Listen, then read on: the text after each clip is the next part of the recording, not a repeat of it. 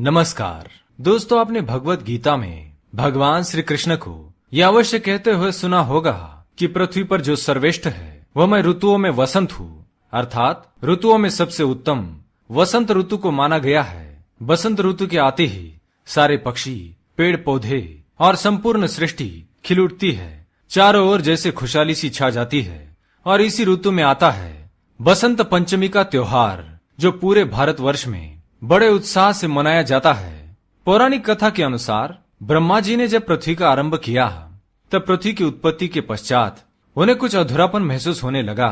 तब उन्होंने श्री हरि विष्णु जी का आह्वान किया और उनसे निवेदन किया कि वे इस द्विधा का निवारण करें। तब भगवान विष्णु ने पीतांबर धारण कर माँ आदिशक्ति दुर्गा जी की स्तुति की और फिर माँ दुर्गा के अंतर्मन से एक श्वेत वस्त्र धारण की हुई और हाथों में वीणा धारण की हुई एक देवी प्रकट हुई, जिनके प्रकट होते ही इस समस्त संसार को ध्वनि की ऊर्जा प्राप्त हुई और सुरों का उगम हुआ। तभी से सभी देवी देवताओं ने उस देवी को प्रणाम करते हुए उन्हें सरस्वती नाम दिया। उसी दिन से माँ को सरस्वती कहा जाता है और वह दिन था माघ मास के शुक्ल पक्ष की पंचमी का, जिस दिन माँ सरस्वती की उत्पत्ति हुई। और इसी कारण से बसंत पंचमी के दिन माँ सरस्वती की पूजा की जाती है। इस वर्ष बसंत पंचमी 5 फरवरी के दिन है, इसलिए आप सभी माँ सरस्वती की कृपा पाने के लिए इस दिन उनकी पूजा अवश्य करें। इसी के साथ ही हमारे शास्त्रों में वसंत पंचमी के दिन विद्यार्थियों को माँ सरस्वती को प्रसन्न करने के लिए कुछ महत्वपूर्ण उपाय बताए हैं, जो आज की इस वीडियो में हम आपको बताने जा रहे हैं। तो चलिए बिना देरी किए जान लेते हैं बसंत पंचमी के दिन हमें क्या करना चाहिए और क्या नहीं। पर उससे पहले अगर आपने चैनल को सब्सक्राइब नहीं किया है तो इसे सब्सक्राइब कर लीजिए, साथ ही वीडियो को लाइक करना ना भूले।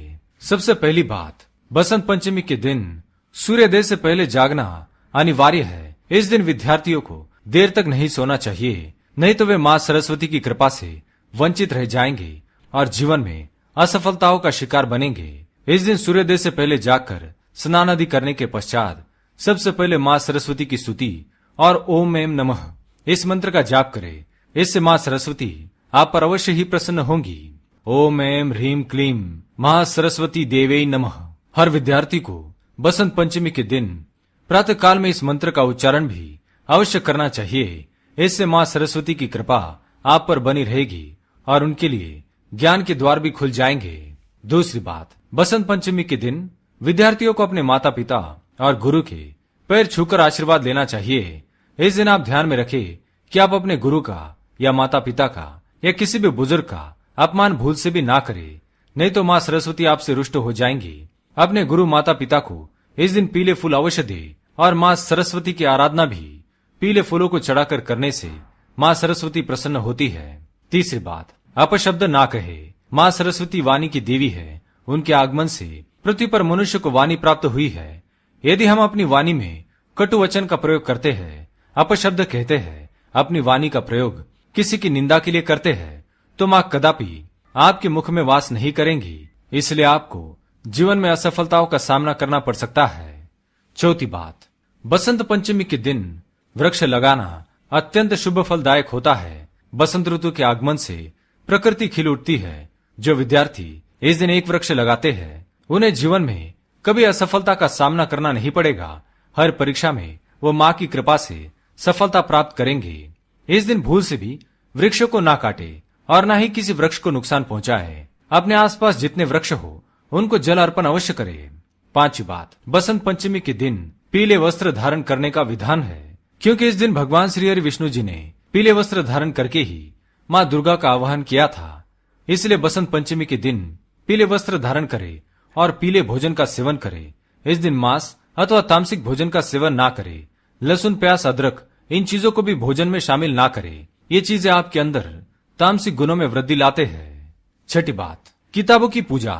माना जाता है कि बसंत पंचमी के दिन यदि विद्यार्थी अपने किताबों को माँ सरस्वती के सामने रखकर उनकी पूजा करते हैं और सरस्वती मंत्र का जाप करते हैं, तो माँ सरस्वती उन पर प्रसन्न होकर उन्हें आशीर्वाद प्रदान करती है। यदि आपको किसी विषय को समझने में दिक्कतें आ रही है तो आप उस विषय की किताब को माँ सरस्वती के सामने रखकर उनकी पूजा अवश्य करें। आपको उस विषय में अवश्य ही सफलता मिलेगी। तो दोस्तों, इस प्रकार से बसंत पंचमी के दिन आप मां सरस्वती को प्रसन्न कर सकते हैं। अगर ये जानकारी अच्छी लगी तो वीडियो को लाइक करें, कमेंट में जय मां सरस्वती, ओम एम नमः अवश्य लिखें। धन्यवाद।